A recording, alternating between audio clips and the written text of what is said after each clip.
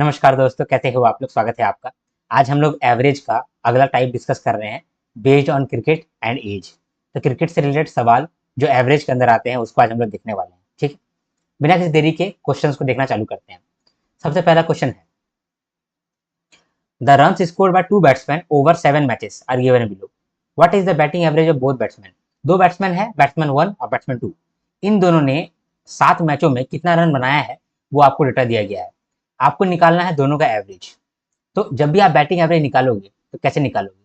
Batting average का मतलब होता है कि हर एक मैच में लगभग लगभग एक बैट्समैन कितना रन बनाता है, उसको बोलते हैं बैटिंग एवरेज। तो बैटिंग एवरेज कैसे निकलेगा, total run scored upon total innings played. ठीक है, देखो इनिंग्स और मैच में डिफरेंस होता है। मैच तो आप बहुत खेल सकते हो, लेकिन इनिंग्स ज्यादा नहीं खेल पाओगे। बोलो क्यों।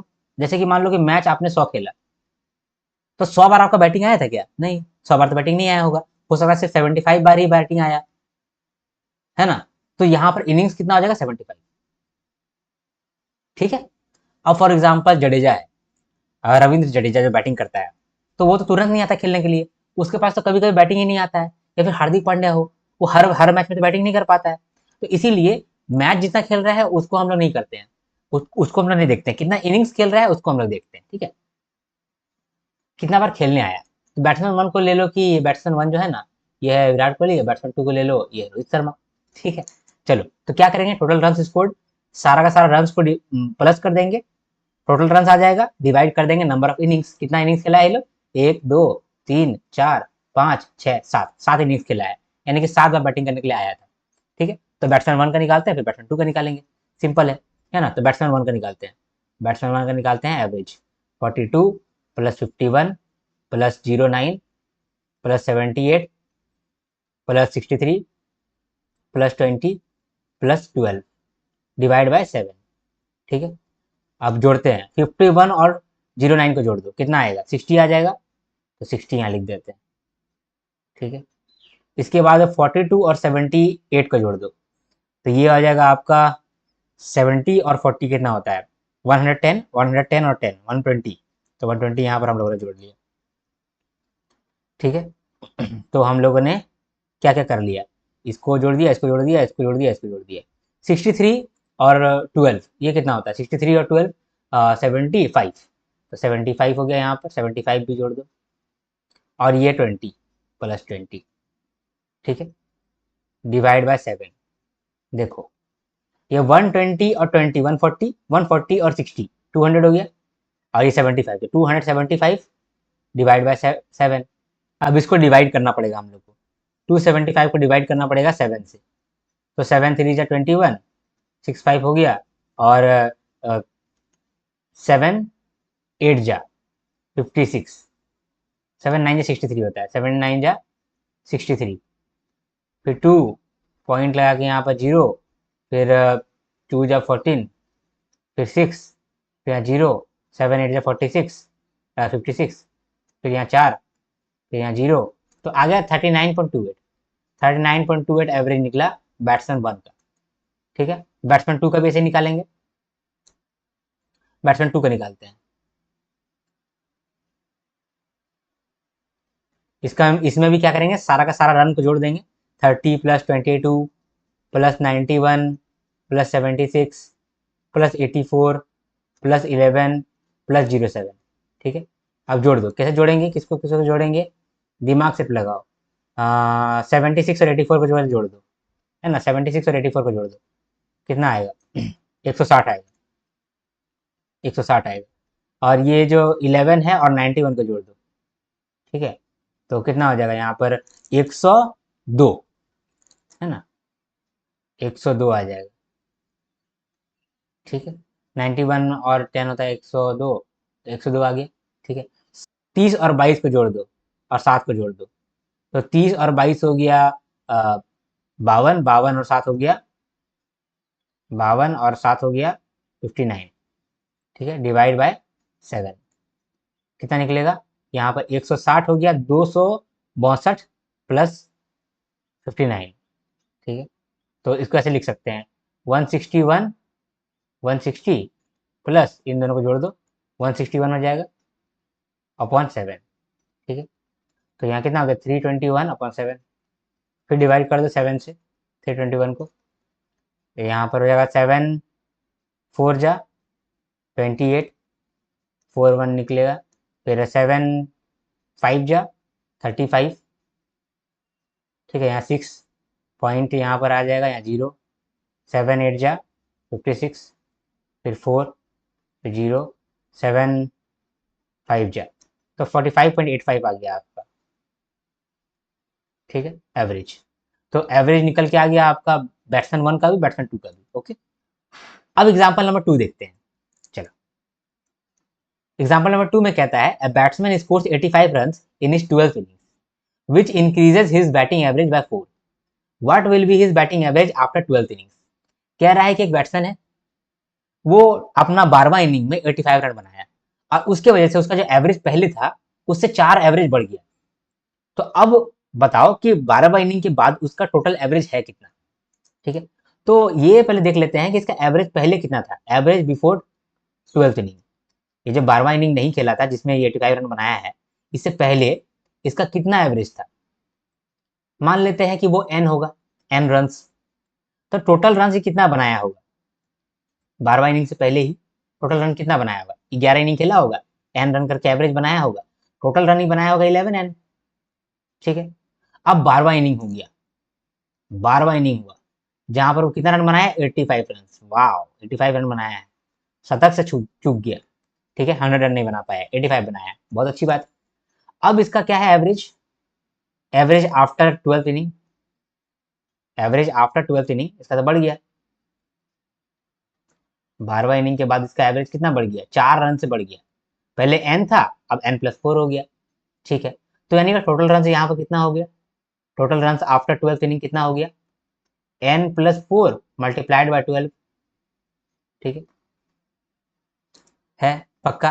अब देखो यहाँ पर देखो कैच, पहला 11 इनिंग में वो 11 एन रन बनाया, फिर वो 12वां इनिंग में 85 रन बनाया, जिससे उसका टोटल रन कितना हो गया, एन प्लस 4 मल्टीप्लाइड बाय 12। ठीक है, तो यही हम लोग करते हैं, अपना पहला 11 इनिंग में वो 11 एन रन बनाया था, फिर 12वां मैच आया वहां पर 85 रन बनाया, जिसकी वजह से टोटल रन इसका अभी कितना है, एन प्लस 4 मल्टीप्लाइड बाय 12। यही है, तो अब यहाँ से एन निकल जाएगा, चलो एन निकाल दो। तो यहाँ पर 11n plus 85 is equal to 12n plus 48। ठीक है, 12 को इससे इंटू किए तो 12 को इससे इंटू किए। आई होप इतना तो आपको समझ में आ रहा है। ठीक है, इसके बाद हम लोग ये वाला n को उधर लेके जाएंगे और 48 को इधर लेकर के आएंगे, तो 85 minus 48 is equal to 12n minus 11n। ठीक है, तो इधर तो n हो जाएगा और इधर हो जाएगा 35 और 37, तो n निकल गया 37। मतलब कि 12वां इनिंग से पहले ये एवरेज में कितना रन बनाता था 37। लेकिन क्वेश्चन आपसे क्या पूछा है, what will be his batting average after 12 inning. 12वां इनिंग के बाद इसका बैटिंग एवरेज कितना है, तो 12वां इनिंग के बाद इसका बैटिंग एवरेज n प्लस 4 था, यानी 37 प्लस 4 41। तो आपका आंसर हो गया 41। ओके, क्लियर, आगे बढ़े। चलो, अगला क्वेश्चन क्या देता है, a cricketer had a certain average run for his 43 innings. 43 innings में वो कुछ एवरेज रन बना रहा होगा। इन हिज 44 इनिंग्स ही was bowled out for no score on his part. 44th inning में वो जीरो में आउट हो गया बेचारा। This brings down his average by 3 run, जिसकी वजह से उसका जो एवरेज है वो 3 रन से कम हो गया। Find his new average of run. ठीक है, तो 44th इनिंग से पहले, बिफोर 44th इनिंग्स, मान लेते हैं उसका एवरेज जो है वो एक्स होगा, एक्स रन पर ओवर, एक्स रन पर इनिंग, ये मानते हैं। ठीक है, तो टोटल कितना बनाया होगा before 44th inning, total run इसका कितना होगा, एक्स इंटू 43 इनिंग्स, है ना। तो 43x ई रन बनाया होगा अब तक। फिर 44th इनिंग हुआ, 44th इनिंग में गड़बड़ हो गया, ये जीरो बनाया, बतख बना दिया, बतख डक, यानी जीरो, जीरो रन बना दिया। इसकी वजह से इसका जो आफ्टर 44 इनिंग्स का एवरेज है वो कम हो गया। आफ्टर 44 इनिंग्स का एवरेज कम हो गया। कितना कम हो गया? 3 रन से कम हो गया। तो पहले एक्स रन था, अब 3 रन से कम हो गया तो एक्स माइनस 3 हो गया।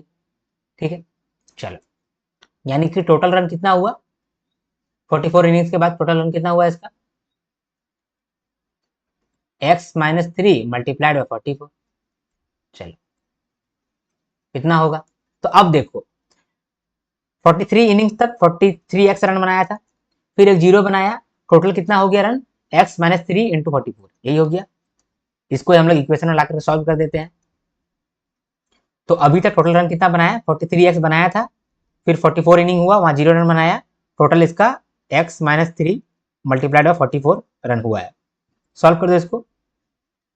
43x plus 0 is equal to 44x minus 44 into 3। कैसे करेंगे 44 इंटू 3? 44 इंटू 3 कैसे करेंगे? पहले 4 3 या 12 करेंगे और 1 और 2 को इधर 3 कर देंगे। कैसे किए हम लोग? कैसे किए बताओ? 44 इंटू 3 को हम ये समझ लिए कि ये 4 इंटू 11 इंटू 3 है।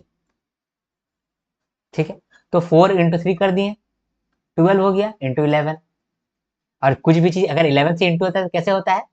इसको एक साइड लिखो, इसको एक साइड लिखो, एक साइड एक और एक साइड दो, दोनों में मिला करके बीच में लिख दो 3। ठीक है, ऐसे ही करते हैं तो 132 आ गया। ठीक है, यहाँ लिख देते हैं 132। ठीक है, अब 132 को उधर लेके जाते हैं और 143 को इधर लेकर के आते हैं, तो 132 is equal to 44x minus 43x। तो x इज इक्वल टू निकला 132। मतलब एवरेज में 132 रन बनाता था ये बंदा। तो बहुत भयंकर रन बनाता है यार, ये बड़ा खिलाड़ी है। तो रोहित शर्मा, विराट कोहली, सुनील गावस्कर उससे बड़ा खिलाड़ी है। हर इनिंग्स में ये 132 के एवरेज में रन बनाता है, सोचो। लेकिन हमको क्या बोला था कि न्यू एवरेज निकालो, तो न्यू एवरेज कितना है? एक्स माइनस 3, मतलब कि 132 माइनस 3, 129 है इसका न्यू एवरेज। ओके, समझ में आ गया आपको? दिख रहा है सब कुछ आपको? चलो आगे बढ़ते हैं। अगला question, a bowler has taken 35 wickets in 7 matches giving away a total of 1400 runs, what is their bowling average? देखो, बैटिंग एवरेज तो हम लोग देख लिए कि हर इनिंग में बंदा कितना रन बनाता है। बॉलिंग एवरेज कैसे देखेंगे? बॉलिंग एवरेज में क्या ऐसे ही होगा कि हर मैच में कितना विकेट लेता है? नहीं नहीं नहीं नहीं, ऐसे नहीं होगा। बॉलिंग एवरेज होता है कितना रन दे करके कितना विकेट लिया है। ठीक है, जैसे फॉर एग्जाम्पल मैं लेता हूँ, अब बुमराह भी है। बुमराह क्या होता है ना, वो बुमराह को कोई रन नहीं बना पाता है और वो फटक फटक आउट कर लेता है। एक सिराज है, सिराज, सिराज भी बहुत आउट कर देता है, लेकिन सिराज को बहुत रन मारता है। बैट्समैन लोग जो है ना, सिराज को बहुत छक्का चौका मारता है और फिर आउट भी हो जाता है। तो आप क्या बोलोगे, सिराज और बुमराह दोनों बराबर है? नहीं, बुमराह रन तो नहीं मारने देता है ना। सिराज रन मारने देता है लेकिन विकेट भी लेता है, लेकिन बुमराह रन भी नहीं मारने देता है, विकेट भी लेता है। तो एवरेज किसका अच्छा होना चाहिए? बुमराह का अच्छा होना चाहिए, है ना। लेकिन मैच तो दोनों साथ ही खेल रहा है, और ऐसा भी हो सकता है कि सिराज पूरा मार खा रहा है, पूरा मार खा रहा है, और मार खाने के चक्कर में इसको विकेट भी ज्यादा मिल रहा है। तो आप क्या बोलेंगे? ज्यादा मार खा रहा है, ज्यादा विकेट ले रहा है तो वो अच्छा है? नहीं नहीं नहीं, आप बोलेंगे जो कम मार खा रहा है और विकेट ले रहा है वो अच्छा है। तो इसीलिए हम लोग यहाँ पर ये मैटर करता है कि कौन कम रन दे करके ज्यादा विकेट ले रहा है। ठीक है, तो इसमें हम लोग का बॉलिंग एवरेज का जो फुल फॉर्म होता है, फुल फॉर्म बोल रहा हूँ, फार्मूला जो होता है बॉलिंग एवरेज का, वो total runs given, total runs given upon total wickets taken. ठीक है, टोटल विकेट्स टेकन। और यही आपको मालूम चलेगा कि कितना रन देने के बाद वो एक विकेट ले लेता है, ऐसे आपको फील होगा। तो a bowler has taken 35 wickets giving away total of 1400 run, 1400 run दे करके 35 विकेट निकाला है। तो बॉलिंग एवरेज कैसे निकलेगा? 1400 रन दिया है अपॉन 35 विकेट्स निकाला है। ठीक है, 35 को हम लोग ऐसे लिख सकते हैं ना, 7 इंटू 5। इसको हम लोग लिख सकते हैं 7 इंटू 5, 7 से काट दो 200 हो जाएगा, और 5 से काट दो तो 40 हो जाएगा। ठीक है, तो बॉलिंग एवरेज कितना हो गया? 40 रन। हर 40 रन देने के बाद वो एक विकेट गिरा देता है, हर 40 रन देने के बाद वो एक विकेट गिरा देता है। ये है बॉलिंग एवरेज। देन आगे देखते हैं, अगला को देखते हैं। In the first 32 overs of a cricket match, the run rate was 7.2 runs per over. What is the required run rate in the remaining 18 overs to reach the target of 297 runs? पहला 32 over match हुआ और वहां पर over में around 7.2 run करके बनाया जा रहा था। 32 ओवर कंप्लीट हो गया है, बाकी बचा है 18 ओवर्स। 18 ओवर्स में हम लोग को टोटल 297 रन बनाना है। तो अब हम लोग को कितना रन बनाना पड़ेगा पर ओवर करके, क्योंकि हम लोग अभी तक 32 ओवर तक कुछ रन बना चुके होंगे, अब बाकी कुछ रन बचा होगा, तो बाकी जो रन बचा हुआ है वो कितना का रेट में हम लोग बनाना पड़ेगा, कितना पर ओवर हमको बनाना पड़ेगा कि हम लोग 297 रन बना देंगे। तो देखो हमारा टारगेट जो है 297 रन का है, ये बनाएंगे तो हम लोग जीत जाएंगे, ये कह रहा है यहाँ पर। और कह रहा है कि पहला 32 ओवर खेल चुके हैं ऑलरेडी और आगे का 18 ओवर खेलना बाकी है। 32 ओवर में हम लोग एवरेज में देखा जाए तो हर ओवर में करीब करीब 7.2 रन करके बनाए हैं, ठीक है। तो हम लोग को जीतने के लिए और कितना रन ओवर पर ओवर बनाना पड़ेगा, ये पूछ रहा है आपसे क्वेश्चन। तो ये देखो कि हम लोग रन कितना बना चुके हैं ऑलरेडी, 32 ओवर में 7.2 करके रन बना रहे हैं हम लोग। तो कितना हम लोग बना चुके हैं already.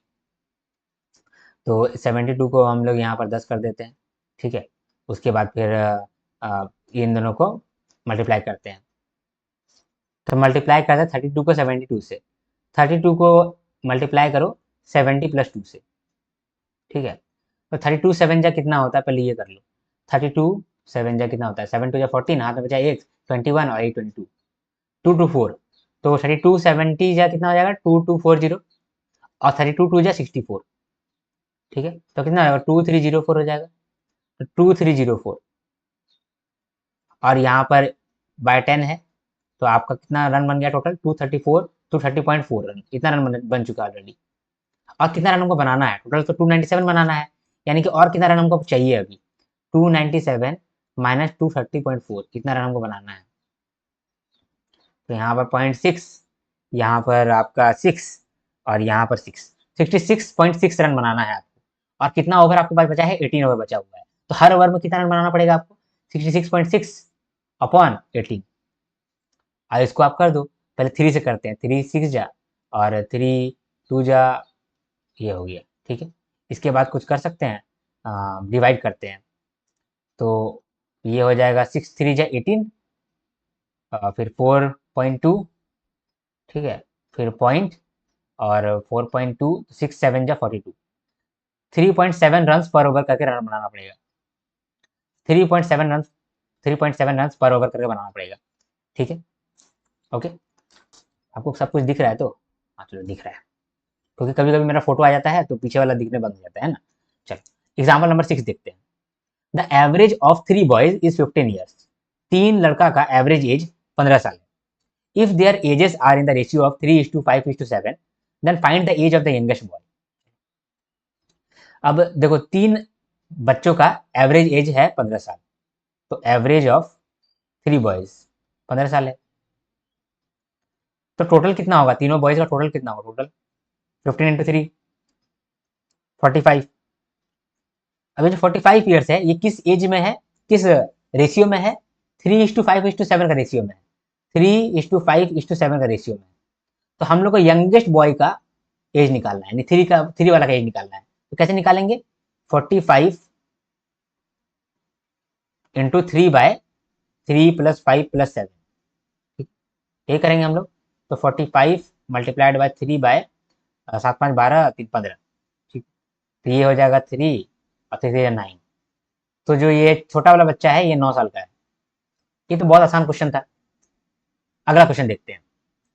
The average age of 25% is 40। The average age of first 13% is 44 and the average age of last 13% is 41। Find the age of 13%। ये क्वेश्चन मैंने ऑलरेडी आपको कराया हुआ है एज वाले वीडियो में। तो ये वीडियो जो है, सॉरी ये जो क्वेश्चन है, ये मैं चाहूंगा कि आप खुद सॉल्व करो, ठीक है, और कमेंट में आप इसका आंसर बताओ। ओके, ये क्वेश्चन देखते हैं। The average age of a family of 6 members is 25 years. If the age of the youngest member of the family is 8 years, then find the average age of members of the family just before the birth of youngest member. बोल रहा है कि 6 member का average as 25 years है, ठीक है। इसके बाद जो सबसे यंग आदमी है उसका एज है 8 साल। तो पूछ रहा है कि जब ये 8 साल नहीं था, ये 8 साल का बंदा नहीं था फैमिली में, तो उस समय एवरेज कितना था, एवरेज एज कितना था फैमिली का, ठीक है। तो अभी एवरेज एज कितना है, एवरेज एज ऑफ 6 मेंबर कितना है, 25 ईयर्स है ना, 25 ईयर्स। यानी कि टोटल ईयर्स कितना है सबका, सबका मिला करके देखा जाए टोटल एज कितना हो गया 25 × 6, है ना।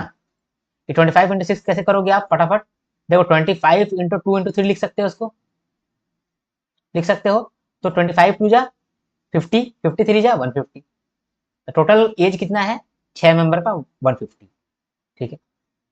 अब हम लोग को एवरेज निकालना है 8 साल पहले का, क्योंकि 8 साल पहले यंग मेंबर नहीं आया था, है ना। तो 8 साल पहले का एज निकालना है। तो 8 साल पहले तो टोटल एज भी सबका 8-8 से कम हो गया होगा। तो 6 का 6 मेंबर है, सबका 8-8 साल कम होगा, है ना। तो total age before birth of sixth member, birth of sixth member, ये सिक्स्थ मेंबर है जिसका 8 साल है, ये जन्म लेने से पहले सबका एज 8-8 साल कम होगा, यानी 6 का 6 मेंबर का 8-8 साल कम होगा। तो हम लोग कम कर देते हैं, 150 में कम कर देते हैं, 6 × 8 यानी 48, है ना। तो कितना निकल गया 150 - 48, तो 102 ईयर्स बच गए, ठीक है। इतना टोटल एज है before the birth of sixth member. अगर अभी हम एवरेज निकालना चाहें, average age before the birth of sixth member, before the birth of sixth member, तो कैसे निकालेंगे, ये टोटल एज है divide by total members. Total age कितना है 102 साल, टोटल मेंबर्स कितना है 5, एक तो जन्म ही नहीं लिया है तो 5 ही गो है, पहले 6 गो था, अब एक जन्म नहीं लिया है यानी पीछे हम लोग आ गए हैं, तो सिर्फ 5 ही मेंबर है, तो इसको कर दो अब, ठीक। ओके, समझ में आ गया आप। अगला क्वेश्चन देखते हैं। Ram is 8 years older than Raj and Rakesh age is 5 years more than 3/4 the age of Ram, ठीक है। 7 year hence the average age of these three will be 5 years more than the average age of Ram and Raj. What will be the age of Rakesh after 5 years? चलो, तो बोल रहा है कि राम का as जो है वो 8 साल बड़ा है राज का एज से, तो राज का एज को हम लोग x मान लेते हैं, राज का एज को हम लोग x मान लेते हैं। तो राम का एज कितना हो जाएगा, राम का एज हो जाएगा x + 8, क्योंकि Ram is 8 years older than Raj, ठीक है। इसके बाद बोल रहा है कि राकेश का जो एज है is 5 years more than 3/4 the age of Ram, यानी जो राकेश का एज है वो कितना है 5 years more than 3/4 of age of Ram, 3/4 of age of Ram, Ram का एज है x + 8, ठीक है, ये है, ठीक है। 7 year hence यानी 7 साल के बाद the average age of this three will be 5 years more than the present average age of Ram and Raj. बोल रहा है कि 7 साल के बाद जो एवरेज एज होगा दिस थ्री, तीनों का जो एवरेज एज होगा वो 5 साल ज्यादा होगा than present average age of Ram and Raj. तो बोल रहा है कि 7 साल के बाद जो तीनों का एवरेज होगा, 7 साल के बाद तीनों का एवरेज होगा कितना, 7 साल में तो सबका 7 साल बढ़ जाएगा, इसका भी 7 साल बढ़ जाएगा, इसका भी 7 साल बढ़ जाएगा, इसका भी 7 साल बढ़ जाएगा, यानी कि 7 7 7 21 ईयर्स तीनों का मिलकर बढ़ जाएगा। तो टोटल एज जब हम लोग लेंगे, इन लोग टोटल एज लेना पड़ेगा ना, total age by total time people, average निकालने के लिए यही तो करना पड़ेगा। तो 3 आदमी है, ठीक है, एज तो निकालना पड़ेगा, टोटल एज कितना हो जाएगा इन लोग का, तो जो इन लोग का एज है x है, x + 8 है, और 5 3/4 x + 8 है, इन तीनों का एज में 21 ईयर्स और ऐड हो जाएगा टोटल एज में, तो जोड़ देते हैं। तो x + x + 8 + 5 + 3/4 x + 8, और जोड़ दो इन लोगों में 21 ईयर्स और डिवाइड कर दो बाय 3, ठीक है। तो ये हो गया average age of this three. तो यही बोला था कि 7 साल के बाद the average age of this three will be, यानी कि will be 5 years more than the average age of Ram and Raj, यानी x और x + 8 का एवरेज एज। इसको यहाँ पर नहीं लिख करके नीचे लिखते हैं, यहाँ लिखते हैं, ठीक है। तो 5 + x + x + 8/2, ठीक है। ये हमारा एक इक्वेशन बन गया, इस इक्वेशन को सॉल्व करना है, तो यहाँ पर सॉल्व करते हैं। x + x 2x हो गया। अब देखो यहाँ पर 8 है, यहाँ पर 5 है, ये 3/4 जो है 3/4 को खोलो, 3/4 जो है एक बार x से इंटू होगा और 3/4 जो है एक बार 8 से इंटू होगा। तो कर देते हैं इसको, अभी खोल देते हैं। तो एक बार x से इंटू होगा तो 3x/4 हो जाएगा, दूसरा बार मल्टीप्लाई होगा तो 3 इंटू 8/4 हो जाएगा, ठीक है, प्लस 21/3। और इधर है 5 प्लस 2x+8/2, ठीक है। इसको सॉल्व करें तो यहाँ पर देखो ये कट जाएगा 2, तो ये 6 हो जाएगा। तो अब यहाँ पर देखते हैं 2x तो है एक तरफ, इसके बाद 8 + 5, 8 5 13, 13 और इधर 6, 13 और 6 19, 19 और यहाँ पर 21 40। तो 2x + 40 plus 3x/4 divide by 3 is equal to, इधर करते हैं तो अगर यहाँ पर हम लोग एलसीएम ले तो क्या हो जाएगा, यहाँ हो जाएगा 10 प्लस 2x+8/2, ठीक है। 2 को उधर मल्टीप्लाई करते हैं, 3 को इधर मल्टीप्लाई करते हैं, ओके। चलो 2 को उधर मल्टीप्लाई करेंगे तो 4x is equal two plus 80 plus 6x/4, और 3 को उधर के मल्टीप्लाई कर देंगे तो 30 प्लस 6x प्लस 24। अब यहाँ से x निकालना है, कुछ नहीं, तो आप यहाँ पर x कैसे निकालोगे, हम x को उधर लेके जाते हैं, 6x - 4x - 6x/4, ठीक है। और इधर हो जाएगा 80 - 30 - 24, ठीक है। तो यहाँ पर 2x - 6x/4 is equal to 50 - 24 26 हो गया, ठीक है। यहाँ पर भी करते हैं, यहाँ 4 ले लेते हैं, यहाँ 8x - 6x is equal to 26, ठीक है। देख लो, आप अच्छा से देख लो। तो 2x इज इक्वल टू 26 × 4, तो x इज इक्वल टू 26 × 2, तो x निकल गया 52, ठीक है। x निकल गया 52, सॉल्व कर करके x निकल गया 52, ठीक है। हम लोग को क्या निकालना है, हम लोग को क्या निकालना है, what will be the age of Rakesh after 5 years, 5 साल के बाद राकेश का क्या एज होगा। तो राकेश का एज अभी कितना है, देखो इतना एज है, ठीक है, +5 इतना हम लोग को निकालना है। तो यहाँ पर 52 को बैठाते हैं, यहाँ पर 52 को बैठाते हैं, तो 5 + 3/4 54, यहाँ हो जाएगा 60, तो ये तो यहाँ से कट जाएगा 15, तो ये हो जाएगा 50। राकेश का एज जो है अभी 50 हो गया, लेकिन हम लोग बोले हैं 5 साल बाद कितना एज होगा, तो 5 साल बाद इसका एज होगा 55, तो आंसर आ गया 55, ओके डन बा। थोड़ा सा खिचपिच करके हो गया है, लेकिन कोई दिक्कत नहीं है, खाली सॉल्व करने में हम लोग को झमेला हुआ और तो कुछ नहीं। सीधा सीधी अगर सिंपल कर दें, सीधा सरल सा जवाब यही है कि x इज इक्वल टू 52 निकला है, और तो कुछ भी नहीं। x इज इक्वल टू 52 निकला और तो कुछ भी नहीं निकला है, बाकी तो सब कुछ सिंपल है। चलो कर देते हैं, x इज इक्वल टू 52 कर देते हैं, ठीक है। अब देखो अब कितना आसान आपको लगेगा।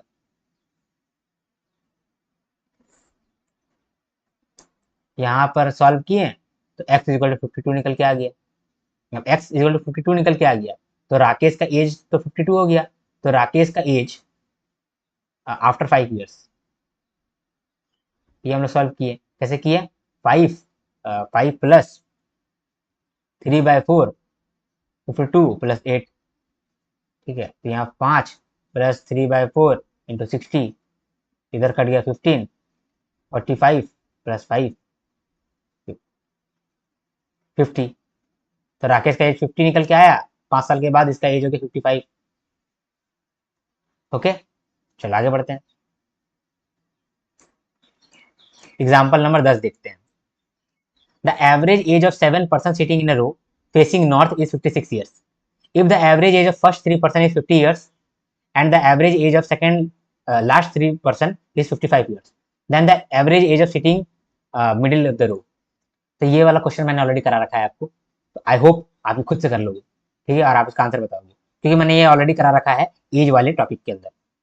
आगे देखते हैं, राम का हाइट जो है 1/4 है किसान का हाइट से, किसान का जो हाइट है वो 240 सेंटीमीटर है, तो आपको हाइट बताना है एवरेज, ठीक है। तो राम का जो हाइट है वो किसान का हाइट से 1/4 है, और किसान का हाइट दे दिया है 240 सेंटीमीटर, तो राम का हाइट 240 सेंटीमीटर बाय 4 तो आ जाएगा 60 सेंटीमीटर। तो राम का हाइट 60 सेंटीमीटर है और किशन का हाइट है 240 सेंटीमीटर, तो इन दोनों का एवरेज तो निकाल ही सकते हैं, आराम से है 240 प्लस 60/2, तो 150 सेंटीमीटर। ओके, आगे बढ़ते हैं। In a class of 60 students the number of girls is 30 more than the number of boys. The average height of the entire class is 130 centimeter. If the average height of boys is 135 centimeter, what is the average height of girls? क्या बोल रहा है? Class में 60 बच्चा है, जो number of girls जो है वो 30 ज्यादा है बॉयज से, तो हो सकता है कि बॉयज जो हो वो एक्स हो, एक्स मान लो बॉयज को, तो गर्ल्स कितनी हो जाएंगी? एक्स प्लस 30, क्योंकि यहाँ कहा है कि girls are 30 more than the number of boys. ठीक है, और हम लोग को मालूम है कि गर्ल्स और बॉयज दोनों मिलकर के 60 स्टूडेंट्स हैं, यानी कि इन दोनों को जोड़ दो, x+30 इज इक्वल टू 60। ठीक है, तो यहाँ पर x निकल के आ जाएगा, x निकल के आएगा 15, यानी कि नंबर ऑफ बॉयज जो है वो 15 है, और अगर नंबर ऑफ बॉयज 15 है तो नंबर ऑफ गर्ल्स कितनी है? 15 प्लस 30 45 है, तो यहाँ पर गर्ल्स और बॉयज का नंबर तो मिल गया। इसके बाद बोला था the average height of the entire class is 130 centimeter. If the average height of boys is 135 centimeter, what is the average height of girls? तो ठीक है, यहाँ पर average height of entire class दिया गया है, एवरेज हाइट ऑफ बॉयज दिया गया है, तो बॉयज 15 है, इनका एवरेज हाइट कितना है? 135 सेंटीमीटर। गर्ल्स कितनी है? 45, इनका एवरेज हाइट कितना है? नहीं दिया गया है, निकालना है, तो एक्स मान लेते हैं, यहाँ पर एक्स ऑलरेडी मान रखे ना, तो मान लो वाई मान लेते हैं, अपॉन कितना टोटल है? 60 स्टूडेंट्स है, और इनका एवरेज है कितना? 130 का है, तो बस इसको सॉल्व करो, आपका आंसर बन जाएगा। यहाँ इसको सॉल्व कैसे करेंगे?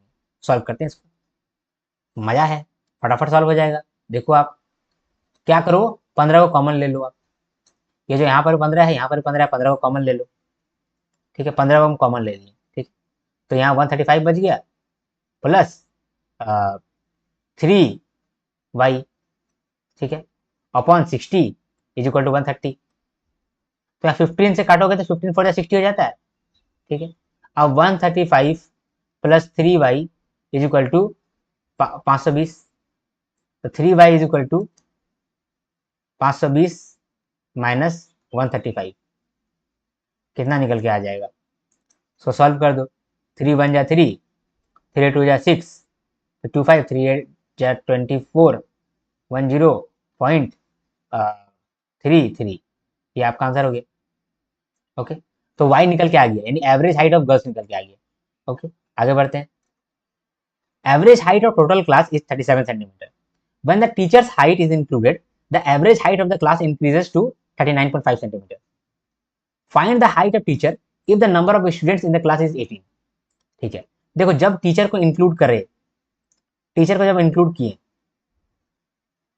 तो टोटल कितना जन हो गया? 18 पहले से बच्चा था, ये वो टीचर हो गया, 19 जन हो गया, 19 जन का 39.5 करके टोटल एज हुआ है ना, ये टोटल एज हो गया, एज नहीं टोटल हाइट है, टोटल हाइट विथ टीचर है ना, प्लस टीचर। ठीक है, इसके बाद अगर हम टीचर को इंक्लूड नहीं कर रहे हैं, सिर्फ बच्चे लोग हैं, तो उन लोग का हाइट कितना है? टोटल 18 बच्चा है, और उन लोग का एवरेज हाइट है 37, 37 है, हाँ 37। ठीक, तो ये जो टोटल हाइट है ये विदाउट टीचर है, यहाँ तो टीचर नहीं है, तो यहाँ से आप टीचर निकाल पाओगे कि टीचर का हाइट कितना है? इनका टोटल हाइट और इनका टोटल हाइट माइनस कर दो, जो बचेगा वो टीचर का ही हाइट होगा। तो इसको हम लोग करते हैं, मल्टीप्लाई कैसे करेंगे? टफ लग रहा होगा आपको इसको, तो इसको कैसे मल्टीप्लाई करना है, देखो कैसे करना है। 19 इंटू 39.5 को आप ऐसे समझ लो कि 20 माइनस 1 है, 19 को 20 माइनस 1 समझ लो, और 39.5। ठीक है, अब यहाँ क्या करना है, 20 से मल्टीप्लाई कर रहे हैं ना, तो 39.5 को डबल कर दो, 39.5 को डबल कर देंगे तो कितना आ जाएगा? ये आ जाएगा 79, नहीं 79 आएगा, हाँ क्योंकि 40 80 और 79 आ जाएगा, तो 79 आ गया। तो यहाँ पर तो 20 है, 2 से गुना नहीं कर रहे हैं हम लोग, 2 गुना 10 से गुना कर रहे हैं ना, 20 से गुना कर रहे हैं, तो यहाँ पर आ जाएगा 790। ठीक है, फिर उसमें माइनस कर देंगे 39.5, क्योंकि -1 है, तो इसमें 39.5 माइनस कर दो, 39.5 माइनस करना बहुत मुश्किल है, 40 माइनस कर दो, पहले 40 माइनस कर दो, अब प्लस कर देना 0.5, 40 माइनस कर दो, इसमें 750 हो जाएगा, उसमें से 0.5 जो है प्लस कर दो, सो 750.5, ठीक है, कितना ही होगा। चलो, तो ये तो निकल गया हमारा, टीचर के साथ जो था वो निकल गया, कितना है 750.5, ठीक है। अब इनको करते हैं, ठीक, इनको करते हैं, इसको भी वैसे ही करेंगे, इसको करते 20 - 2 और मल्टीप्लाई कर देते 37 के साथ, 37 को अगर डबल करेंगे कितना होगा, 30 30 60 और 7 7 14, 60 और 14 74, 74 मतलब 740, माइनस कर दो 37 × 2, ठीक है, यानी 74 माइनस कर दो, तो यहाँ पर 6 हो जाएगा, और यहाँ पर भी 6 हो जाएगा, और यहाँ पर भी 6 ही हो जाएगा, ठीक है। अब हम लोग को माइनस कर देना है इन दोनों को, ये कितना है 666, ये आया, अब तो अब इसको माइनस कर दो, तो माइनस कर देंगे तो कितना आएगा, यहाँ 34 प्लस 50.5, आंसर आ जाएगा 84.5 का आंसर हो जाएगा। ओके, आगे बढ़ते हैं, एग्जाम्पल नंबर 14 देखते हैं। Average weight of 10 girls is 45 kg and average weight of boys is 55 kg, find the average weight of all boys and girls. तो ये तो आसान हो गया, एवरेज 10 बॉयज का एज है 55 और 10 गर्ल्स का एज है 45, डिवाइड करना है टोटल नंबर ऑफ जन, कितना जन है 10 गर्ल्स 10 बॉयज यानी 20, तो कर दो, तो ये हो जाएगा आपका 550 प्लस 450 अपॉन 20, यानी 1000/20, तो आ जाएगा ये 50, ठीक है, 50 आ जाएगा। ओके, अगला क्वेश्चन देखते हैं। The average weight of 4 people A B C and D is 80 kg, A's weight is equal to average weight of other 3, B's weight is also equal to average weight of other 3, find the average weight of C and D. Solve करते हैं, ठीक है। Average weight of 4 people, average weight of 4 people A B C and D is 80 kg, ठीक है, मतलब कहा जा रहा है A plus B plus C plus D divide by 4 is equal to 80 kg, यही बताया जा रहा है, करेक्ट। तो इसका मतलब कि A plus B plus C plus D total कितना होगा 80 मल्टीप्लाइड बाय 4, 320, ओके, याद रखेंगे इसको, ठीक है। अगला क्या बोल रहा है, A's weight is equal to average weight of other 3, A का जो वेट है वो एवरेज है बी प्लस सी प्लस डी का, ठीक है, इसका एवरेज है, ठीक है, यानी देखा जाए तो 3a is equal to B plus C plus D है, ओके। फिर कहता है B's weight is also equal to average weight of other 3, B का भी सेम है, बी जो है ये इसका एज कितना है, ए का बी का और सॉरी ए का बी का जो एज है वो एवरेज है ए का सी का और डी का, ठीक है। तो यहाँ पर भी अगर देखा जाए तो 3b is equal to A plus C plus D, ठीक है। अब यहाँ देखो आप, एक इक्वेशन ये मिला है, एक इक्वेशन ये मिला है, क्या करा जाए, एक काम करते हैं, यहाँ पर भी ए जोड़ देते हैं, यहाँ पर भी ए जोड़ देते हैं, ऐसा कर सकते हैं, कर सकते हैं, कोई भी तकलीफ नहीं है, दोनों तरफ ए जोड़ देते हैं, दोनों तरफ अगर ए जोड़ देंगे तो इधर तो 4a हो जाएगा, और इधर क्या आएगा A plus B plus C plus D यानी कि 320, तो यहाँ से ए निकल गया ना 80।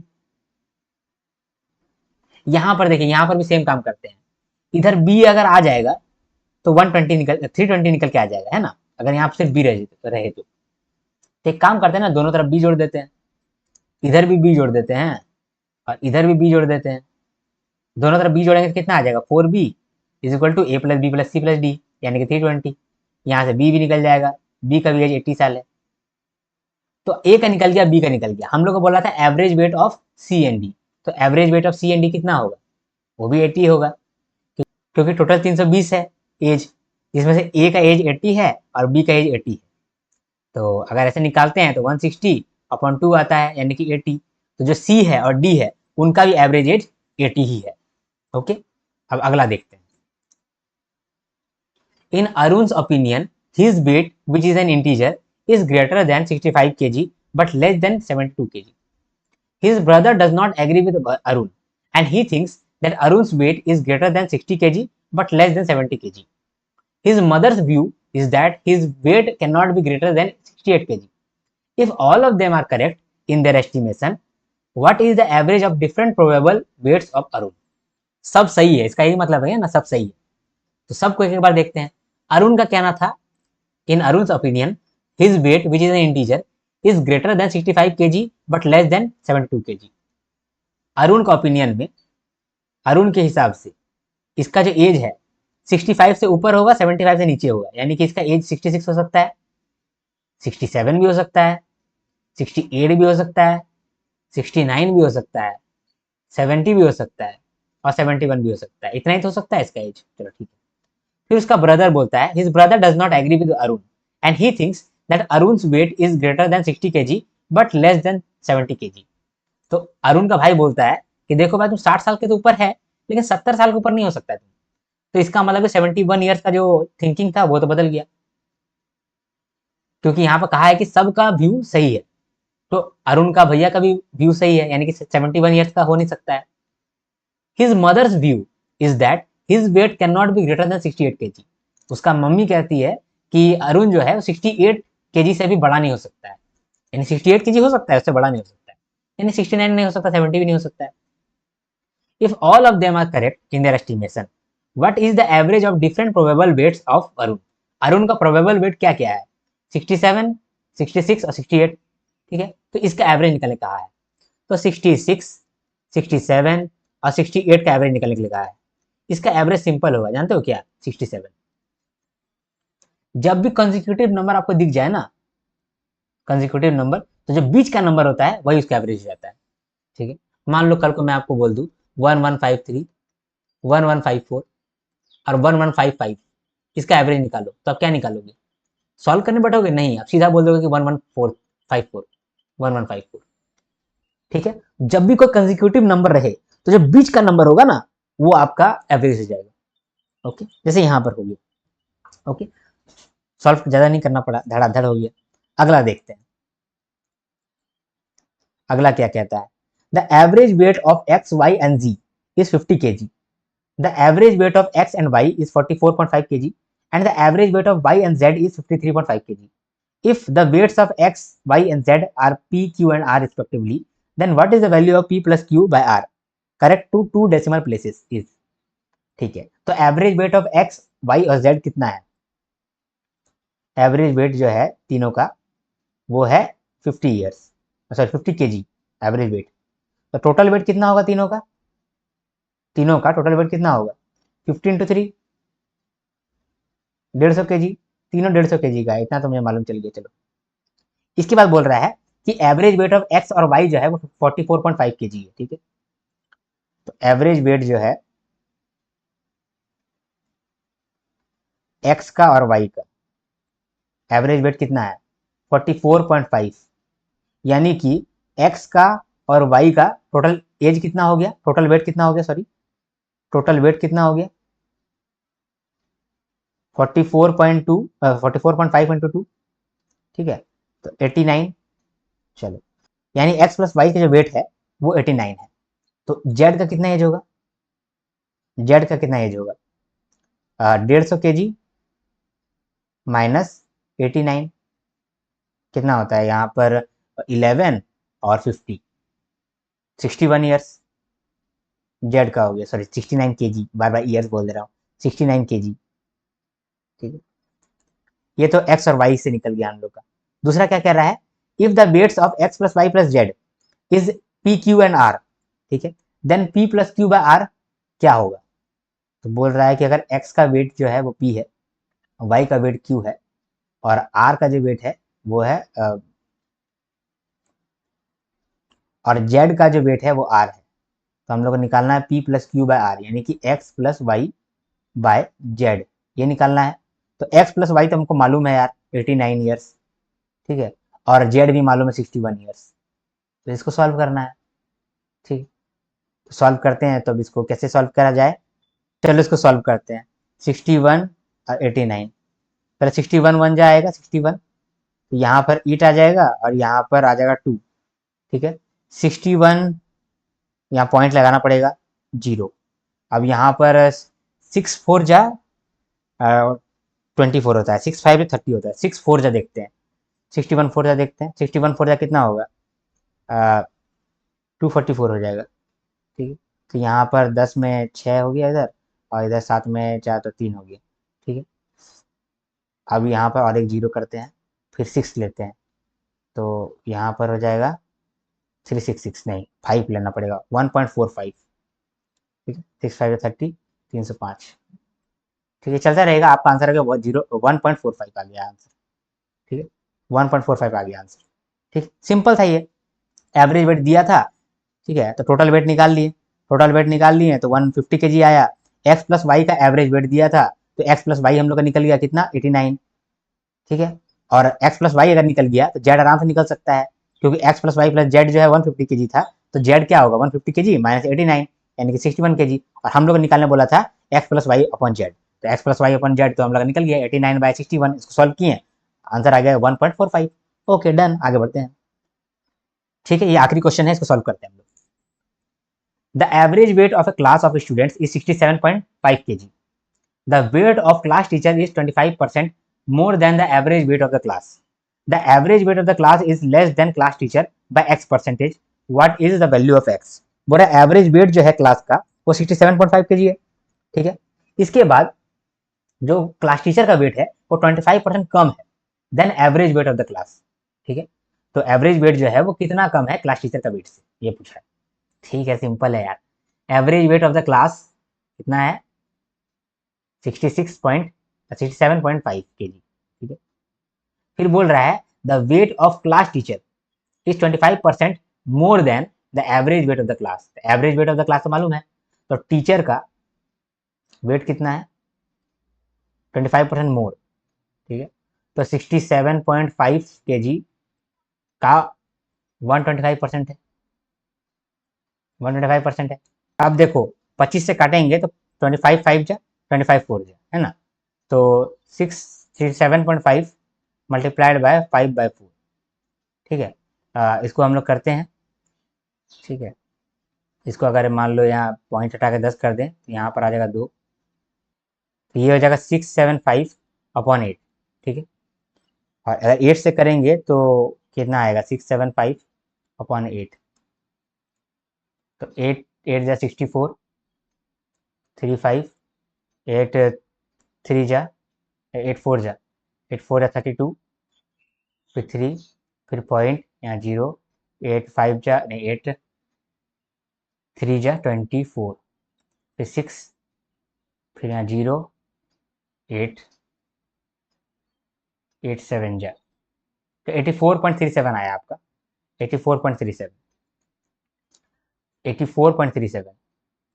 तो इसका मतलब आप ये समझो कि टीचर का वेट कितना है, 84.37। अब टीचर का एज जो है 84.37 है, तो कहने का मतलब कि कितना ज़्यादा है, कितना परसेंटेज ज़्यादा है टीचर का एज। टीचर का एज है 84.67, एवरेज एज है 67.5 kg, तो बोला है कि एवरेज में कितना ज़्यादा है, तो यहाँ पर करो 84.37 माइनस 67.5 अपॉन 84.37, आपका आंसर आएगा 20%।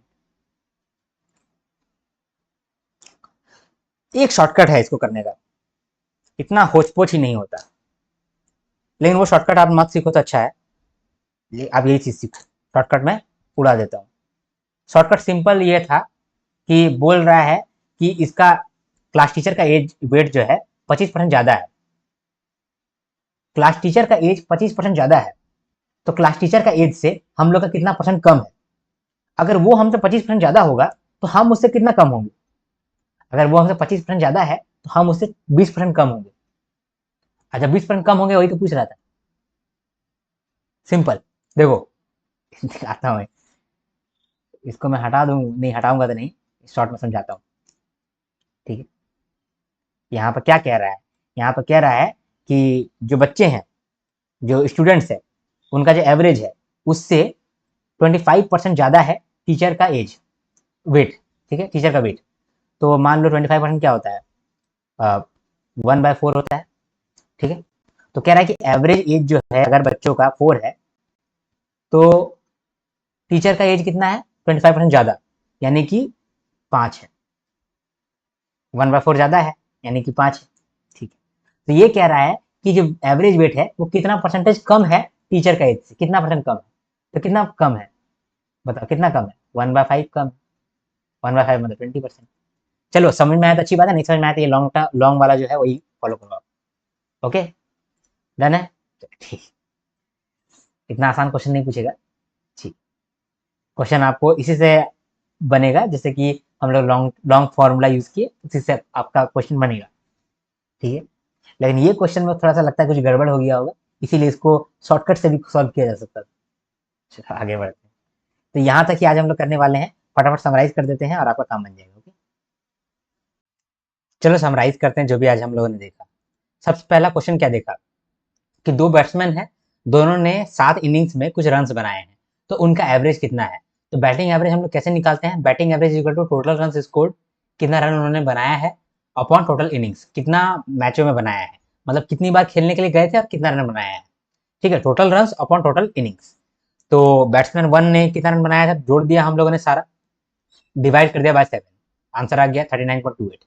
बैट्समैन 2 ने जितना रन बनाया था सारा जोड़ दिया, अपॉन कितना इनिंग्स में बनाया था, 7 इनिंग्स में बनाया था, डिवाइड कर दिया 7 से, और आ गया 45.85। ठीक है, सिंपल। तो बैटिंग एवरेज इस तरह से निकलता है, total run scored upon total innings. दूसरा क्वेश्चन हम लोगों ने देखा कि एक बैट्समैन ने 85 रन बनाया था अपने 12वां इनिंग में, तो जिसकी वजह से उनका जो एवरेज है वो 4 से बढ़ गया, बैटिंग एवरेज 4 से बढ़ गया। तो ये बताओ कि 12वां इनिंग के बाद उसका बैटिंग एवरेज है कितना? तो 12वां इनिंग से पहले उनका कुछ एवरेज होगा, मान लेते हैं उसको एन। तो 12वां इनिंग से पहले उन्होंने टोटल रन कितने बनाए होंगे? 11 इंटू एन, 11 एन। ठीक है, फिर 12वां मैच हुआ जहां पर 85 रन उन्होंने बनाए। अब 12वां मैच जब हो गया उसके बाद उनका एवरेज कितना बढ़ गया? n+4 हो गया, 4 से बढ़ गया था। तो एवरेज आफ्टर 12 इनिंग्स n+4। तो total run after 12 innings n+4 multiplied by 12। ठीक है, इतना समझ में आ गया। तो ये जो टोटल रन है n+4 मल्टीप्लाइड बाय 12, ये टोटल रन हैं 12 इनिंग के बाद, इसमें तो 85 रन भी है और पहले का 11 मैच का रन भी है, 11 एन भी है। तो 11 N plus 85 is equal to n+4 multiplied by 12। इसको जब सॉल्व किए तो n निकल के आया 37, यानी कि 12वां इनिंग से पहले इनका कितना एवरेज था? 37। तो अभी कितना एवरेज है? 4 एवरेज बढ़ गया था ना, 4 रन से एवरेज बढ़ गया था, तो 37+4 41 इसका एवरेज निकल के आ गया। ठीक है, अगला क्या देखिए, अगला देखिए ये क्रिकेटर है, इनका 43 इनिंग्स में कुछ एवरेज है, फिर 44 इनिंग में ये 0 रन में बना करके आउट हो गए, यानी कि ये 0 रन बना पाए 44 इनिंग में। इसकी वजह से क्या हुआ कि 44 इनिंग के बाद जो इनका एवरेज था वो 3 रन से कम हो गया। तो आपको बताना है इनका न्यू एवरेज कितना है। तो 44 इनिंग से पहले 43 इनिंग खेल चुके होंगे, उनका एवरेज मान लेते हैं हम लोग x रन पर इनिंग करके था। ठीक है, तो उनका टोटल रन इन्होंने कितना बनाया था 44 इनिंग से पहले? 43 इंटू एक्स, 43x। ठीक है, फिर 44th इनिंग आया जहां पर ये 0 रन बनाए। ठीक है, अब 44 इनिंग कंप्लीट हो गया है, इसके बाद इनका एवरेज कितना है? x-3, 3 से घट गया था इनका एवरेज, तो x-3। तो टोटल रन कितना बनाया है after 44 innings? x-3 multiplied by 44। ठीक है, तो अब यही चीज सिंपल है कि 43x पहले से रन था प्लस 0 रन बनाए, तो कितना टोटल रन बन गया? x-3 multiplied by 44। तो यहाँ से x निकाले, x निकला 132। आपको बोला था कि न्यू एवरेज बताओ, तो न्यू एवरेज जो है वो पहले के एवरेज से -3 हो गया था, तो पहले का एवरेज निकाले, मतलब कि x निकाले 132, तो 132 में 3 माइनस कर देते हैं, तो न्यू एवरेज निकल के आ जाएगा 139। सिंपल। अगला सवाल देखें कि एक बॉलर ने 35 विकेट लिया है 7 मैचों में, इसके बाद 1400 रन उन्होंने दिया है, तो बॉलिंग एवरेज क्या है? तो बॉलिंग एवरेज का फुल फॉर्मूला होता है total run given upon total wickets taken. तो 1400 रन देकर के 35 विकेट लिया है, तो 1400 अपॉन 35, ये निकला बॉलिंग एवरेज। बॉलिंग एवरेज निकला 40, यानी कि हर 40 रन देने के बाद वो एक विकेट ले लेता है, हर 40 रन देने के बाद वो एक विकेट ले लेता है, इसको बोलते हैं bowling average, total run given upon total wickets taken. ठीक है, फिर अगला देखें कि पहला 32 ओवर में रन रेट जो है वो 7.2 रन पर ओवर करके था, फिर 32 ओवर कंप्लीट हो गया। अब रिक्वायर्ड रन रेट क्या होगा in the remaining 18 overs to reach the target of 297 run? तो इसका मतलब कि 297 हम लोग का ओवरऑल टारगेट है, 32 ओवर ऑलरेडी खेल चुके हैं, 7.2 रन पर ओवर के हिसाब से 32 ओवर खेल चुके हैं। अब हम लोग को कुछ रन और बनाना पड़ेगा ताकि 297 रन हम लोग को बन जाए। तो हम लोग कितना रन का एवरेज से बनाना पड़ेगा आगे का 18 ओवर में? तो पहले ये जान लो कि हम लोग ऑलरेडी कितना बना चुके हैं। 32 ओवर हम लोग खेल चुके हैं, 32 ओवर हम लोग खेल चुके, अब पर ओवर में 7.2 रन करके हम लोग रन बनाए हैं। यानी कि टोटल रन हम लोगों ने कितना बनाया है? 32 मल्टीप्लाइड बाय 7.2, आंसर आ गया 230.4। 230.4 रन हम लोग ऑलरेडी बना चुके हैं। और कितना बनाना बाकी है? 297 में से माइनस कर दो, 66.6 रन हम लोग को और बनाना है, 18 ओवर में बनाना है। तो पर ओवर में कितना रन बनाना पड़ेगा? डिवाइड कर दो 66.6 रन अपॉन 18 ओवर, तो पर ओवर हमको 3.7 रन पर ओवर करके बनाना पड़ेगा। ओके, आगे बढ़ते हैं। फिर देखिए कि एवरेज एज जो है तीन जन का 15 ईयर्स है। तो अगर वो तीनों का एज जो है 3:5:7 का रेशियो में है, तो यंगेस्ट बॉय का कितना एज होगा? तीन बॉयज का एवरेज एज है 15, तो उन लोगों का टोटल एज कितना होगा? 15 गुना 3 45। तो 45 है तीनों का टोटल एज। तो टोटल एज मालूम चल गया, तो इस रेशियो में बांट देते हैं 3:5:7। और 3 वाला जो है वो सबसे बच्चा वही होगा। 3 वाला का एज में कितना एज हुआ इसका? 9 ईयर्स निकला। ठीक है, तो 45 में हम लोग 3/15 करके निकाल दिए जो यंगेस्ट बॉय था उसका एज। ठीक है, फिर हम लोग अगला देखें, एग्जाम्पल नंबर 7। इसमें कहा गया कि 25 आदमी का एवरेज एज है 40। पहला 13 आदमी का 44 है एवरेज, और लास्ट 13 आदमी का एवरेज एज 41 है। तो बीच में जो 13 पर्सन है उसका एज कितना होगा? ये मैंने ऑलरेडी पढ़ा रखा है आपको, इसलिए मैंने इसको होमवर्क दिया। इसके बाद अगला, average age of a family of 6 members is 25 years. 6 member का फैमिली है जिसका एवरेज एज 25 ईयर्स है। ठीक है, उसमें से जो यंगेस्ट मेंबर है उसका एज 8 साल है। तो आपको बताना है कि वो जो यंगेस्ट फैमिली मेंबर है जिसका एज जो है वो 8 साल है, वो जब पैदा नहीं हुआ था तभी कितना एवरेज एज चल रहा था। Find the average of the members of the family just before the birth of youngest member. तो यंगेस्ट मेंबर जन्म लेने का कितना साल हो चुका है? 8 साल हो चुका है। तो 8 साल बैक चले जाते हैं। तो सबसे पहले एवरेज एज कितना है 6 मेंबर का? 25। यानी टोटल एज कितना है अभी? 150 है टोटल एज। अभी 6 मेंबर का टोटल एज 150 है। अब से 8 साल बैक जाते हैं, तो total age before the birth of 6 member कितना एज होगा? 150 माइनस 6 इंटू 8। ठीक है, क्योंकि 8 साल बैक जा रहे हैं तो 6 का 6 मेंबर का भी तो एज 8 साल कम होगा। तो हर मेंबर का अगर 8 साल 8 साल 8 साल 8 साल कम होगा, यानी 6 इंटू 8, इतना ईयर्स कम हो जाएगा टोटल एज। टोटल एज कितना कम हो जाएगा? 48। तो टोटल एज कितना होगा just before the birth of youngest family member? 102 years होगा। ठीक है, तो उस समय एवरेज कितना होगा? तो average age before the birth of 6 member क्या होगा? 102 ईयर्स अपॉन 5, क्योंकि 5 ही मेंबर बचा हुआ है, क्योंकि छठा मेंबर अभी जन्म ने लिया है। तो 102 ईयर्स अपॉन 5, तो आंसर आ गया 20.4। ओके, आगे बढ़ते हैं। इसमें कहता है राम जो है वो 8 साल बड़ा है राज से, और राकेश का जो साल है, राकेश का जो एज है वो 5 साल ज्यादा है than 3/4 of the age of Ram. 7 सालों के बाद the average age of this three will be 5 years more than the present average age of Ram and Raj. What will be the age of Rakesh after 5 years? तो एक एक करके solve करते हैं। सबसे पहले क्या था? राम का एज जो है वो 8 से ज्यादा है राज का, तो राज का एज को x मान लेते हैं, तो राम का एज क्या हो जाएगा? x+8। अब राकेश का जो एज है वो 5 ईयर्स ज्यादा है, राकेश का जो एज है वो 5 ईयर्स ज्यादा है than 3/4 of the age of Ram, 3/4 of the age of Ram. ठीक है, तो यहाँ पर राज का एज, राम का एज और राकेश का एज मालूम चल गया। अब बोलता है 7 ईयर हेंस, यानी 7 साल के बाद the average age of this three will be 5 years more than the present average age of Ram and Raj.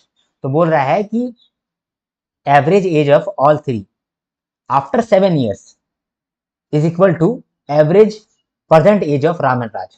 तो 7 साल के बाद ये तीनों का एवरेज कितना होगा? तीनों को ईयर्स, तीनों का जितना एज है सबको जोड़ दो, प्लस 21 ईयर्स और जोड़ दो। प्लस 21 ईयर्स क्यों जोड़े? क्योंकि तीनों का 7 साल के बाद 7 साल 7 साल 7 साल बढ़ जाएगा ना, यानी कि देखा जाए तो 21 ईयर्स मिल जाएगा, बढ़ जाएगा। तो तीनों का मिला करके 21 ईयर्स बढ़ जाएगा। तो इसीलिए हम लोग टोटल एज में 21 ईयर्स जोड़ दिए, डिवाइड कर दिए 3 से। तो 7 साल बाद का एवरेज एज मालूम चल गया तीनों का, is equal to 5 years more than the present average age of Ram and Raj. तो राम और राज का जो प्रेजेंट एज है उसमें 5 प्लस जोड़ दिए। ठीक है, तो इससे हमारा एक्स निकल के आ गया, एक्स निकला 52, यानी कि राज का एज निकला 52। लेकिन हमको क्या पूछा है, हमको पूछा राकेश का एज क्या होगा 5 साल के बाद। तो राकेश का एज निकालेंगे, राकेश का एज निकालेंगे इस फॉर्मूला में पुट करके, तो निकला हमारा 50 ईयर्स। तो 5 साल के बाद वो कितना एज का होगा, 55 ईयर्स का होगा। ठीक, अगला देखते हैं। अगला भी हम लोगों ने होमवर्क दिया आपको, इसमें कहा था कि 7 आदमी लोग बैठा हुआ है, तो पहला 3 आदमी का जो एवरेज एज है वो 50 साल है, और पीछे का जो आदमी लोग है 3 आदमी, उसका एज है 55 ईयर्स एवरेज एज, और टोटल जो एज है एवरेज एज वो 56 ईयर्स है। तो जो बीच में बैठा है उसका एज निकालो। ये क्वेश्चन मैंने ऑलरेडी आपको करा रखा है, इसीलिए ये वाला होमवर्क मैंने दिया आपको। ठीक है, अगला देखते हैं। राम का हाइट जो है वो 1/4 है किशन का हाइट से। किशन का हाइट दिया हुआ है 240 सेंटीमीटर, तो एवरेज हाइट निकालो। राम का हाइट 1/4 है किशन का हाइट से, और किशन का हाइट 240 सेंटीमीटर है, तो राम का हाइट कितना हो गया 240 सेंटीमीटर अपॉन 4, 60 सेंटीमीटर। अब दोनों का हम लोग को हाइट मिल गया, तो एवरेज निकाल दिए 150 सेंटीमीटर। अगला क्या देखें, बोल रहा है कि 60 स्टूडेंट्स का क्लास है, जिसमें जो नंबर ऑफ गर्ल्स जो है वो 30 ज़्यादा है, 30 ज़्यादा है than the number of boys. तो नंबर ऑफ बॉयज़ को अगर x मान ले तो गर्ल्स कितना हो जाएगा x प्लस 30, और हम लोग को मालूम है कि बॉयज़ प्लस गर्ल्स मिल करके 60 है, यानी x प्लस 30 60 है। तो यहाँ से x मालूम चल गया, x मालूम चल गया यानी कि बॉयज़ मालूम चल गया, बॉयज़ मालूम चल गया तो गर्ल्स भी मालूम चल गया। अब बोल रहा है average height of the entire class is 130 centimetre, average height of boys is 135 centimetre, then average height of girls. तो एवरेज हाइट ऑफ बॉयज का टोटल कर लिए हम लोग, और एवरेज हाइट ऑफ गर्ल्स को y मान करके टोटल कर लिए गर्ल्स का भी एज, और नंबर ऑफ स्टूडेंट्स 60। तो यहाँ पर हम लोग का एवरेज हाइट निकल गया 130 सेंटीमीटर। तो यहाँ पर हम लोग सॉल्व किए हैं, तो y निकला, y क्या निकला 128.33। इसका मतलब जो गर्ल्स का एवरेज हाइट है वो 128.33 सेंटीमीटर से। ठीक है, आगे बढ़ते हैं। Average height of total class 37 centimeter. When the teacher's height is included, the average height of the class increases 39.5 centimeter. Find the height of teacher if the number of students of the class is 18. बोल रहा है कि अगर teacher को include करें तो 19 members होता है, जिसका एवरेज हाइट होता है 39.5, और अगर टीचर को इंक्लूड नहीं करे तो 18 स्टूडेंट्स होंगे जिनका एवरेज हाइट होगा एवरेज 37 सेंटीमीटर। ठीक है, तो यहाँ पर वही सिंपल कर दिए हम लोग। अगर टीचर को इंक्लूड करते हैं तो टोटल हाइट कितना होता है 750.5, और अगर टीचर को इंक्लूड नहीं करते हैं तो टोटल कितना होगा 666 हाइट। तो यहाँ पर अगर दोनों का माइनस कर दे तो ये मालूम चल जाएगा कि टीचर का हाइट कितना है, वही निकला 84.5 सेंटीमीटर। ठीक, इसके बाद अगला देखें। Average weight of 10 girls is 45 kg, average weight of 10 boys is 55 kg, find the average weight of all boys and girls. 10 लड़कों का एज 55, 10 लड़कियों का एज 45, इन दोनों को जोड़ दिए टोटल एज हो गया, डिवाइड कर दिए number of boys and girls तो 20, इसको सॉल्व किए तो आंसर आ गया 50। तो average weight of all boys and girls are 50। इसके बाद अगला क्या देखें। Average weight of 4 people A B C and D is 80 kg। तो बोल रहा है ए बी सी और डी का जो एवरेज वेट है वो 80 kg है, तो इनका टोटल वेट निकाल लेते हैं। A plus B plus C plus D का एवरेज वेट कितना निकला 320 kg। ठीक है, इसके बाद बोलता है ए का जो वेट है is equal to the average weight of other 3, यानी ए का जो वेट है वो बाकी 3 का एवरेज है। ठीक है, इसके बाद बी का जो वेट है वो भी बाकी 3 का एवरेज है, यानी बी का जो वेट है वो भी बाकी 3 का एवरेज है। तो हम लोग को निकालना है सी और डी का एवरेज वेट। अब ये देखो A is equal to B plus C plus D upon 3 है, यानी कि 3a is equal to B plus C plus D है। अब अगर ऐसा है तो हम दोनों तरफ ए जोड़ देते हैं। अगर ए हम लोग यहाँ भी जोड़ दिए, ए हम लोग यहाँ भी जोड़ दिए, तो एक तरफ 4a हो गया और एक तरफ a plus B plus C plus D हो गया। तो जब a plus B plus C plus D है तो उसका वैल्यू तो हम लोग मालूम है 320 है, तो 4a इक्वल टू 320 आ गया, तो a निकल के आ गया 80। सेम काम हम लोग यहाँ पर भी किए। जब हम लोग को मालूम है कि 3b is equal to a plus C plus D है, तो हम लोग दोनों तरफ b को जोड़ दिए हैं, इधर भी b को जोड़ दिए, इधर भी b को जोड़ दिए, तो इधर 4b आ गया और इधर a plus B plus C plus D आ गया, यानी कि 320 आ गया। तो यहाँ से b को निकाल दिए, a भी निकल गया b भी निकल गया, तो c और d का कितना होगा टोटल वेट 160। टोटल वेट अगर 160 है तो इनका एवरेज कितना होगा 80। सिंपल। आगे देखें, क्या देखें आगे। कहता है कि अरुण का ओपिनियन में उसका जो वेट है वो एक इंटीजर है, ठीक है, फ्रैक्शन नहीं है, पॉइंट में नहीं है, इंटीजर है। ठीक है, और वो 65 kg से ऊपर है, 72 kg से नीचे है, यानी 66 का होगा, 67 का हो सकता है, 68 का हो सकता है, 69 का हो सकता है, 70 का हो सकता है, 71 का हो सकता है, ठीक है। His brother does not agree with Arun and he thinks that Arun's weight is greater than 60 kg but less than 70 kg. His mother's view is that his weight cannot be greater than 68 kg. If all of them are correct, अच्छा सब correct है in their estimation, what is the average of different probable weights of Arun? तो अरुण के हिसाब से उसका as जो है 66, 67, 68, 69, 70, 71 होना चाहिए। लेकिन उसका भाई क्या बोल रहा है, उसका भाई बोलता है कि अरुण तुम्हारा जो वेट है वो 60 से लेकर 70 का केजी के बीच में ही होगा। तो यानी कि 71 जो है और 70 जो है ये दोनों पॉसिबिलिटी तो खत्म हो जाता है, ठीक है। तो 70 और 71 का पॉसिबिलिटी तो खत्म हो जाता है। फिर उसकी मम्मी बोलती है कि तुम्हारा जो वेट है ना वो 68 केजी से ऊपर नहीं हो सकता है, यानी 69 केजी भी कंटेंशन से गया, ये भी अब नहीं हो सकता है। इसका मतलब कि इसका जो वेट है वो 66 होगा या 67 होगा, 68 होगा। तो इन तीनों का एवरेज निकालना है। What is the average of different probable weights of Arun. तो एवरेज निकाले तो 67 आया। कैसे 67 आया? देखो तीनों जो है कंसेक्यूटिव नंबर है। जब आपको कंसेक्यूटिव नंबर का एवरेज निकालने के लिए कहे तो बीच का जो नंबर होगा वही आपका एवरेज निकल जाता है। फॉर एग्जाम्पल अगर मैं आपको बोल दूं कि 89 प्लस 90 प्लस 91 इनका एवरेज निकालो, तो आप जब एवरेज निकालोगे तो आपका आंसर जो 90 ही आएगा, ठीक है।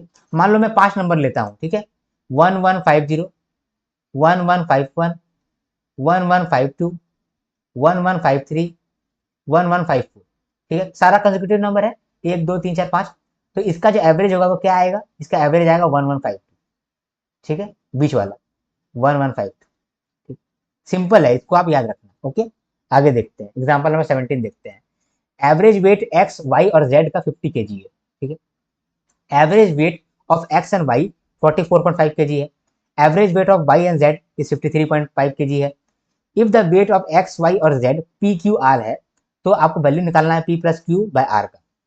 तो एवरेज वेट जो है एक्स वाई और जेड का वो 50 केजी है, यानी कि एक्स वाई और जेड का जब टोटल वेट निकालेंगे तो कितना निकलेगा? 150 केजी।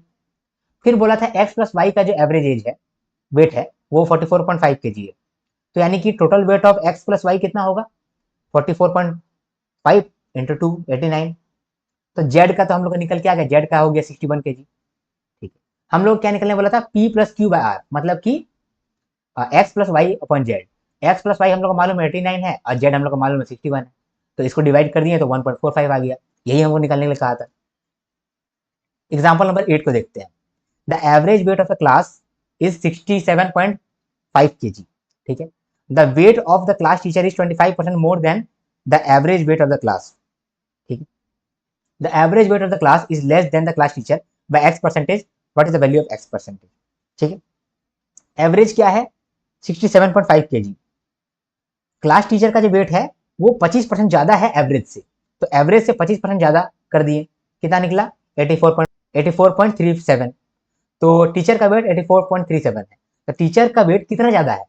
तो 84.37 माइनस 67.5 अपॉन 84.37, आंसर आ गया 20%।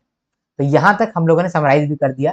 आज हम लोगों ने 18 क्वेश्चन सॉल्व किया, 18 का समराइजेशन भी कर दिया। आई होप आपको वीडियो पसंद आया है। अगर वीडियो पसंद आया तो लाइक जरूर करें, और हाँ, अगर आपको मेरा वीडियो समझ में आता है, मैथ अगर समझ में आता है, तो आप जरूर लिखो कि मुझे समझ में आ रहा है या मुझे हेल्प हो रहा है। तो उससे मुझे एक फीडबैक मिलता है कि ये जो सीरीज है वो मैं कंटिन्यू रखूंगा।